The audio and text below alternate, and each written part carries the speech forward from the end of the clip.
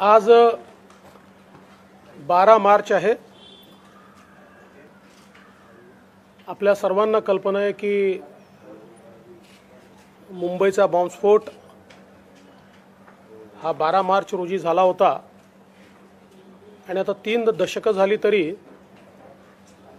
त्याचे पडसाद आणि त्याचे घाव हे आपल्या मनावर कायम आहेत। आज एकीकडे 12 मार्चला 1993च्या बॉम्बस्फोटात शहीद झालेल्या सर्व मुंबईकरांना मी श्रद्धांजली अर्पण करतो आणि त्याचवेळी बॉम्बस्फोटाच्या आरोपींशी व्यवहार करणारे जेलमध्ये जाऊनही महाराष्ट्राच्या मंत्रिमंडळात कायम आहे याबद्दल मी खंत व्यक्त करतो। आज विशेषतः मी जे काही बोलणार आहे त्याचा संदर्भ आपल्याला कल्पना आहे की मार्च 2021 मध्ये भारतीय जनता पार्टीच्या कार्यालयामध्ये मी एक पत्रकार परिषद घेऊन महाविकास आघाडी सरकारचा होम डिपार्टमेंट मधला बदल्यांचा महाघोटाळा हा बाहेर काढला होता। त्याचे ट्रान्सक्रिप्ट्स, पेन ड्राइव्ह हे सगळं माझ्याकडे आहे हे मी सांगितलं होतं आणि ते मी देशाच्या होम सेक्रेटरीला सुपूर्द करतोय हेही मी त्यावेळी नमूद केलं होतं आणि त्यानुसार जी काही या घोटाळ्याची सगळी माहिती माझ्याकडे होती ही सगळी माहिती त्याच दिवशी मी दिल्लीला गेलो आणि महाराष्ट्राचे होम सेक्रेटरी भारताचे होम सेक्रेटरी यांना ही सगळी माहिती मी त्या ठिकाणी सादर केली आणि त्यानंतर त्याचं गांभीर्य ओळखून माननीय न्यायालयाने या संदर्भातली सगळी इन्क्वायरी ही सीबीआयला सुपूर्द केली आहे आणि आता या बदल्या घोटाळ्याची इन्क्वायरी सीबीआय करते। अनिल देशमुखांची देखील चौकशी त्यात आहे। ते सध्या तत्कालीन गृहमंत्री जेलमध्ये आहेत आणि अनेक महत्त्वपूर्ण यातल्या बाबी हळूहळू समोर येत आहेत। मात्र ज्यावेळेस ही सगळी चौकशी सीबीआयला ट्रान्सफर झाली त्यावेळी राज्य सरकारने आपला घोटाळा दाबण्याकरता एक एफआयआर दाखल केला आणि ऑफिशियल सिक्रेट ऍक्ट मधली माहिती लीक कशी झाली अशा प्रकारचा एफआयआर आहे।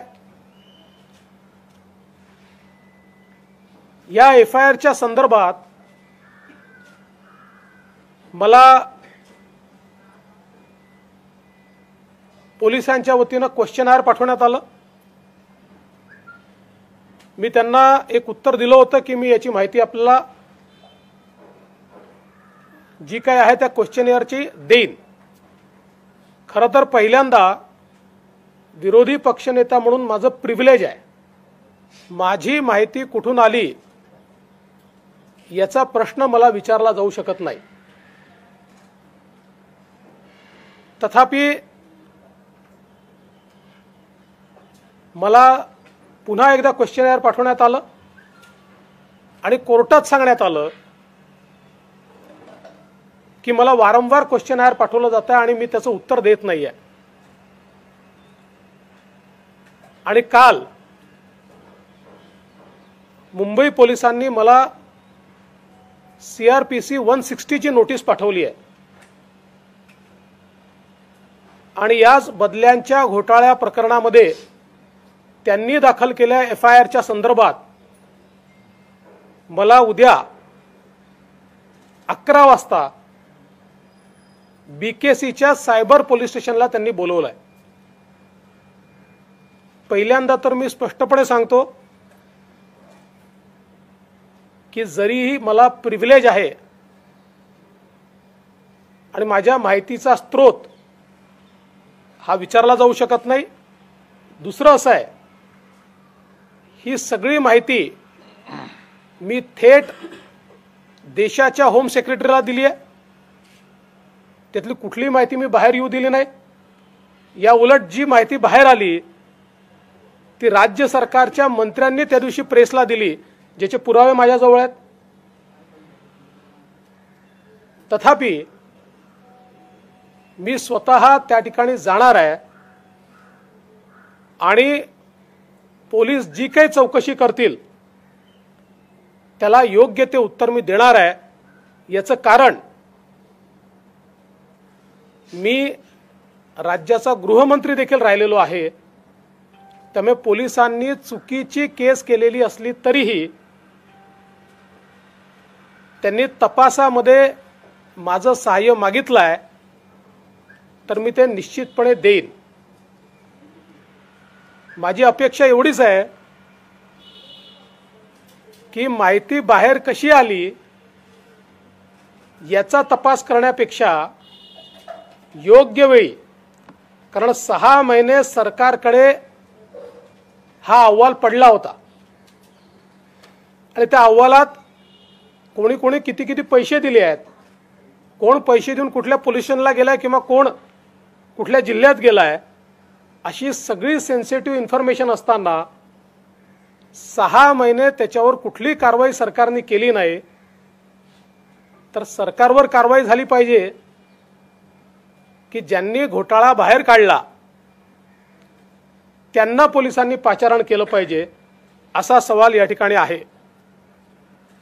पण मला या गोष्टीचा संतोष आहे की माननीय सर्वोच्च न्यायालयाने ही सगळी माहिती CBIला दिली आणि आता तर न्यायालयाच्या निर्णयामुळे ऑफिशियल पेन ड्राईव्ह किंवा ती सगळी माहिती ट्रान्सक्रिप्ट्स या राज्याला CBIला सोपवाव्या लागल्यात।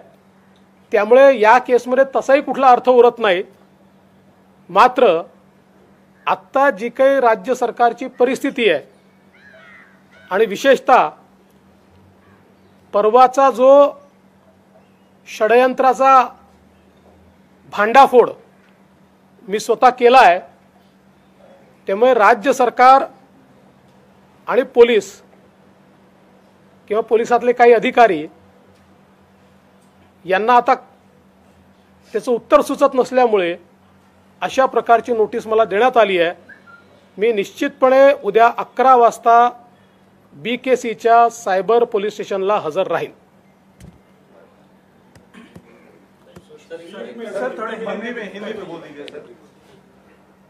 मार्च 2021 में महाराष्ट्र में हुए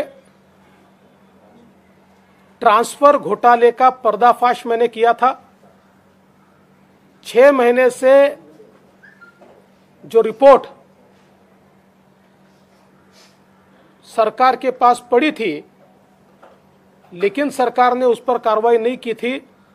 जिस रिपोर्ट में किसने कितने पैसे दिए, किसने किसके सहायता से अपना ट्रांसफर करवाया, किसने कौन सा डिस्ट्रिक्ट मिलवाया, ये सारी चीजें थी।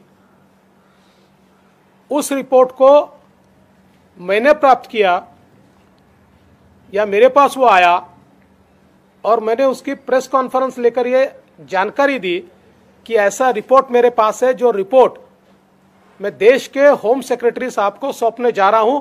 शाम को जाकर मैंने उस रिपोर्ट को होम सेक्रेटरी साहब को सौंप दिया। उसके बाद इस रिपोर्ट पर जब कार्रवाई नहीं हो रही थी तो माननीय न्यायालय ने, कोर्ट ने ये सारे मामले की तफ्तीश CBI को सौंपी और अब CBI उसके ऊपर जांच कर रही है। उस मामले में भी पूर्व गृह मंत्री आरोपी है वे अभी जेल में है। और जब ये सारा अपना घोटाला बाहर आया तो इस सरकार ने, चूंकि मामला तो सीबीआई के पास था, तो इस सरकार ने विंडिक्टिव एटीट्यूड से एक गुना यहां पर दाखिल किया कि ये सारी चीजें बाहर कैसे आई, इससे ऑफिशियल सीक्रेट एक्ट का उल्लंघन होता है। और उसके बाद चूंकि ये सारी बातें मैंने एचएस को सौंपी थी, होम सेक्रेटरी साहब को सौंपी थी, उन्होंने मुझे 2 बार क्वेश्चन भेजा। मैंने एक बार उनको जवाब भी दिया कि उचित समय पर मैं इसका जवाब दूंगा। लेकिन कल मुझे पुलिस की ओर से सीआरपीसी 160 का नोटिस मिला है, जिसमें उन्होंने इसी मामले के सिलसिले में मुझे बीकेसी साइबर पुलिस स्टेशन में बुलाया है।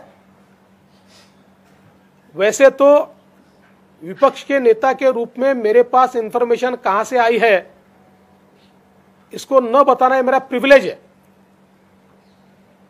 लेकिन बावजूद उसके मैं चूंकि होम मिनिस्टर रहा हूं, मैं अपनी जिम्मेदारी को समझता हूं और कोई भी ऑफेंस गलत तरीके से भी अगर रजिस्टर किया हो और उसमें अगर पुलिस कुछ पूछताछ को सहायता चाहती हो तो मैं उसको रिस्पॉन्ड करूंगा। इसलिए कल 11 बजे बीकेसी साइबर पुलिस स्टेशन में इस मामले के बारे में मैं जाने वाला हूं, उनके सवालों का मैं जवाब दूंगा। लेकिन मुझे इस बात का आश्चर्य है कि जो घोटालेबाज है और जिनकी सीबीआई इंक्वायरी कर रही है, उनको अगर सही समय पर सरकार पकड़ती और 6 महीना इसको दबाकर नहीं रखती तो शायद मुझे बाहर लाने की आवश्यकता ही नहीं पड़ती। उनको सरकार बचाना चाहती है और जिसने घपला घोटाला बाहर निकाला उसको पुलिस स्टेशन में बुलाया जा रहा है। लेकिन मैं जरूर जाऊंगा, क्योंकि मुझे पता है सीबीआई में तो दूध का दूध और पानी का पानी होता जा रहा है और जल्दी ही ये पूरे मामले में मेरा विश्वास है कि सीबीआई अपनी रिपोर्ट कोर्ट को सौंपेगा या उसकी जो उनकी कार्यपद्धती होगी उस कार्यपद्धती को पूरा करेगा। पण सर, जे फोन टॅपिंग झालेले आहे त्याच्यामध्ये वेगवेगळ्या मंत्र्यांचे देखील फोन टॅपिंग केले गेले, त्यामुळे यंत्रणांचा वापर करून कुठेतरी हा पेगासस केला गेला असा थेट आरोप देखील होतोय। पहिल्यांदा पेगासिस आणि यातला फरक समजून घ्या, याचा काय पेगासिसचा संबंध नाही। दुसरं, ही नोटीस कुठल्याही टेलिफोन टॅपिंगच्या संदर्भातली नाही, ही नोटीस बदल्यांच्या संदर्भातला जो रिपोर्ट आहे त्याच्या संदर्भातली आहे। टेलिफोन टॅपिंगचा मंत्र्याशी, गृहमंत्र्याशी, मुख्यमंत्र्याशी संबंधच येत नाही, त्याची मान्यता एसीएस देतात। त्यामुळे कालच मला असं वाटतं कोर्टामध्ये त्या संदर्भात रश्मी शुक्लांना जे काही रिलीफ मिळालेला आहे त्यात त्यांनी तेच दाखवलेलं आहे की याच्या सगळ्या परमिशन एसीएस कडनं घेतलेल्या आहेत, एसीएसने दिलेल्या परमिशन आहेत। आपल्या राज्यामध्ये अशा प्रकारचा कुठलाही सुप्रीम कोर्टाच्या निर्णयामुळे अशा प्रकारचा कुठलाही निर्णय हा मुख्यमंत्री किंवा गृहमंत्र्याला करताच येत नाही। पुणे पोलिसांनी मला कुठलीही नोटीस दिलेली नाही। देवेंद्रजी, काल कोर्टात एका सुनावणी दरम्यान हे सगळे पुरावे 2 तपास यंत्रणा ज्या आहेत तर त्यांनी एकमेकांना दिले तरी काही हरकत नाही असा एक कोर्टाने देखील वर्तवलेलं आहे।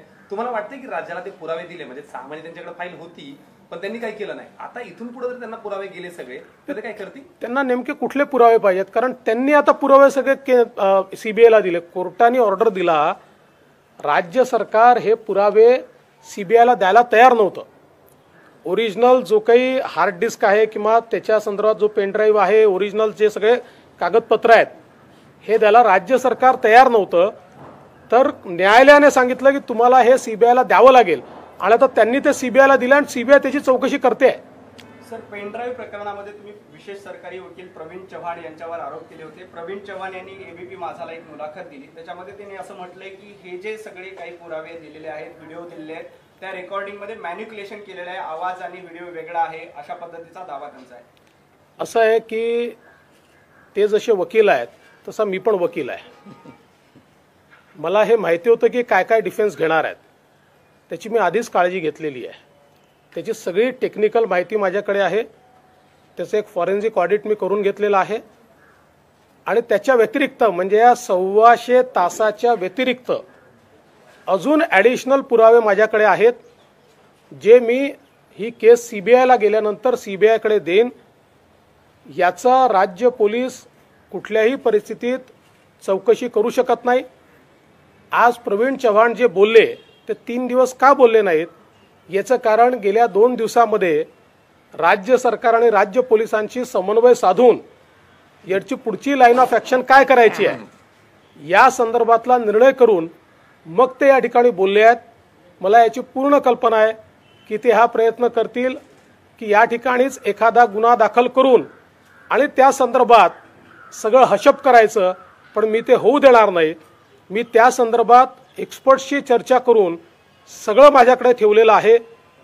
ज्या ज्या टप्प्यावर ज्या ज्या गोष्टीची आवश्यकता असेल त्या त्या टप्प्यावर ती गोष्ट ती टेक्निकल इन्फॉर्मेशन तो फॉरेन्सिक ऑडिट रिपोर्ट हा सगळा मी सादर करीन आणि तो CBIला मी सादर करीन. सरकारने CBIला दिली नाही तर कोर्टात आम्ही जाऊ आणि कोर्टातनं आम्ही तो CBIला सादर करू. एक गोष्ट अजून मला सांगितली पाहिजे की हे सन्माननीय जे वकील महोदय आहेत यांच्या संदर्भात मांडल्यानंतर माझ्याकडे तक्रारी इतक्या मोठ्या प्रमाणात आता येऊन राहिल्या आहेत की कशा प्रकारे यांनी विक्टिमायझेशन केलं आहे. आणि काल तर एक भयानक तक्रार माझ्याकडे आली आहे. मी त्याचं लवकरच व्हेरिफिकेशन करतो आहे की ज्या तक्रारीमध्ये BHRच्या केसमध्ये हे सरकारी वकील आहेत, पण BHRच्या केसमध्ये पहिल्यांदा BHRचे जे अध्यक्ष होते रायसोनी, त्या रायसोनींना ज्यावेळेस पोलिसांनी पकडलं होतं आणि त्यांना ज्यावेळेस अरेस्ट केली होती त्यावेळेस हायकोर्टमध्ये त्यांचे वकील म्हणून हे उभे होते. अशा प्रकारची एक तक्रार माझ्याकडे काल प्राप्त झाली आहे. मी अजून त्याचं पूर्ण व्हेरिफिकेशन केलेलं नाही. ते लवकरच व्हेरिफिकेशन मी करीन आणि हा तर फार मोठा गुन्हा ठरेल. एक महत्वाचा मुद्दा, 3 पक्षांचं सरकार आहे, त्यामध्ये अनेक अनुभवी नेते आहेत. शरद पवार या सरकारचे मार्गदर्शक आहेत. तुम्ही विरोधी पक्ष नेते आहात, तुमच्या ह्या अधिकारांमध्ये येते त्यांना देखील माहिती आहे. मग हे इतक्या पद्धतीनं ते कसं काय करतात, नोटीस देणं किंवा ह्या अधिकारांमध्ये येत असताना देखील? 2 गोष्टी मला यातल्या प्रामुख्यानं वाटतात. एक गोष्ट ते नरेटिव्ह तयार करायचा प्रयत्न करतायत, त्यांच्यामध्ये एक मोठी घबराट आहे. त्यामुळे ते नरेटिव्ह तयार करायचा प्रयत्न करतायत की बघा आम्ही पण काहीतरी कारवाई करतो आहोत.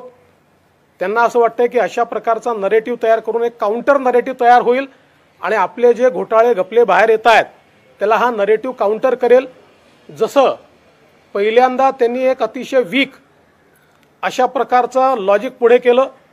म्हणाले त्या कॅमेऱ्यांवर डेट वेगवेगळे आहेत. मग त्याच्यावर आम्ही प्रश्न विचारला की त्यातली एक डेट तर माझ्या जन्माच्या आधीची आहे, मग काय जन्माच्या आधी स्टिंग झालं का? आता मात्र मला असं वाटतं तुमच्याकडेच त्या वकील महोदयांनी सांगितलं की गेल्या 2 महिन्यात ते झालं आहे.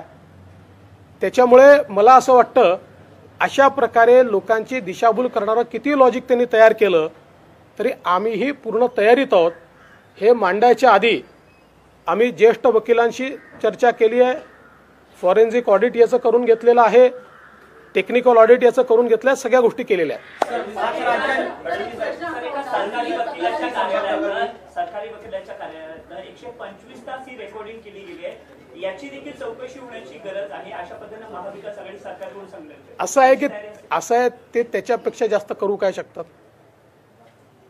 ते त्याच्यापेक्षा जास्त. प्रश्न हा आहे चौकशी जर करायची असेल तर सरकारी वकील विरोधी पक्षाच्या लोकांना जेलमध्ये टाकण्याचं षडयंत्र करू कसा शकतो? कोणाचा आशीर्वाद आहे तो? ज्या ज्या लोकांची नावं घेतोय त्या लोकांचा आशीर्वाद आहे का? आणि अशा प्रकारची चौकशी ही त्या लोकांना वाचवण्याकरता, मॅनिप्युलेशन करण्याकरता तर सरकार करत नाहीये ना, असे अनेक सवाल मी देखील विचारू शकतो. सर, 4 राज्य भाजपने जिंकल्यानंतर एक असा आरोप केला जातोय की आता महाराष्ट्रातलं सरकार अस्थिर केलं जाईल. कुमार केतकर असं म्हणतायत की महाराष्ट्रात राष्ट्रपती राजवट सुद्धा लावली जाऊ शकते. विरोधकांच्या या आरोपाला काय उत्तर? असं आहे की कुमार केतकर हे ज्येष्ठ संपादक आहेत. त्यांनी अनेक वर्ष राजकारण जवळून बघितलेलं आहे. त्यामुळे त्यांनी तरी हास्यास्पद अशा प्रकारची विधानं करू नये. फडणवीस साहेब, एसटी संपाप्रकरणी परत उच्च न्यायालयाने सरकारला खडेबूड सुनावले. 22 तारखेपर्यंत कुठली कारवाई करू नये आणि विलिनीकरणाच्या संदर्भात काय कारवाई करा ते लिखित स्वरूपात ऍफिडेव्हिटवर द्यावा असं पण म्हटलंय. मला असं वाटतं की खरं तर या संदर्भात सरकारची भूमिका ही अत्यंत चुकीची आहे आणि इतकी आडमुठी भूमिका घेऊन सरकार चालवता येत नाही. सरकारने नेहमी भावनेचा आदरही केला पाहिजे, कायदे नियमही बघितले पाहिजे आणि त्यातनं मध्यम मार्ग काढला पाहिजे. पण या ठिकाणी मात्र आम्ही ठरवलंय, आता आम्ही ते ऐकणार नाही असं या ठिकाणी सांगितलं जातं. पण मला असं वाटतं की आज इतर विषयांच्या ऐवजी मी महत्त्वाच्या विषयावर बोललोय, त्यामुळे इतर विषयांवर मी आता बोलणार नाही. याला लागूनच एक आहे सर, सभागृहात तुम्ही याबद्दल बोलणार का? नोटीस दिली आहे, अधिकार असताना देखील अशा पद्धतीनं जाणीवपूर्वक चौकशीला बोलवलं जात असेल, अशा पद्धतीने आता मी जाणारच आहे ना, त्याच्यामुळे मी प्रिव्हिलेज कशाला मांडू. प्रवीण चौहान के विषय में तो सफाई दी जा रही है कि प्रवीण चौहान का जो वीडियो है टेम्पर्ड है, ऑडियो और वो ओवरलैप किया गया, इस पे क्या कहना चाहेंगे आप? जो सफाई वीडियो से दी जा रही है. देखिए, मुझे ये पहले से पता था कि इस प्रकार की बातें कही जाएगी, इसलिए मैंने उसका टेक्निकल ऑडिट भी किया हुआ है, मैंने उसका फॉरेंसिक ऑडिट भी किया हुआ है और इसके बावजूद ये 125 घंटे के बावजूद भी अलग से कुछ एविडेंस मेरे पास है जो मैं केवल सीबीआई को दूंगा. हम ये मांग करते हैं कि ये केस सीबीआई को जानी चाहिए, क्योंकि स्टेट पुलिस इसलिए इसको नहीं कर सकती कि स्टेट पुलिस का सीधा इन्वॉल्वमेंट भी इसमें है और कई मंत्रियों के और बड़े बड़े लोगों के नाम आ रहे हैं. तो उनके दबाव में इसको दबाने की कोशिश ही स्टेट के माध्यम से की जाएगी. अगर स्टेट इसको सीबीआई को नहीं देता तो हम कोर्ट जाएंगे और कोर्ट से दरखास्त करेंगे इसको सीबीआई को दिया जाए, और उसके बाद जो सारी चीजें मेरे पास है वो सारी चीजें मैं कोर्ट को सौंपूंगा. काल तुम्ही आणि आशिष शेलार यांनी काल राज्यपालांची भेट घेतली. वर्षावर सुद्धा शरद पवार आणि उद्धव ठाकरे यांची चर्चा झाली. त्याच्यानंतर राजकीय वर्तुळामध्ये वेगळ्या चर्चांना तर्कवितर्कांना सुरुवात झाली आहे. काय भेट होती काल? माझी भेट ही मी नागपूरच्या एका कार्यक्रमाचं निमंत्रण देण्याकरता त्या ठिकाणी गेलो होतो. आम्ही सोबतच होतो.